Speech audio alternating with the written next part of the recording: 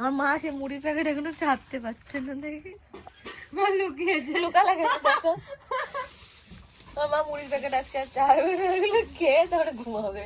আজকে ভাত টাত বন্ধ। এখন এই যে ভাগ বাটোরা চলছে, এই যে প্রাণের এই যে এই কি বলে স্পাইসি বিস্কিট গুলো খুব ভালো লাগে খেতে, তাই এইগুলো 3টে নিয়েছিলাম 3জনের, তো 3জনেই খাইনি বলে রয়ে গেছে। মুড়ি খাও, হ্যাঁ মুড়ি লেগে আছে তোমার মুখে, খেয়ে নাও। এই বোনেরটা বোন বার করে নিয়েছে। আর এই ক্রিম রোল গুলো নিয়েছিলাম, এটাও 3টে নিয়েছিলাম, এটাও বেঁচে গেছে।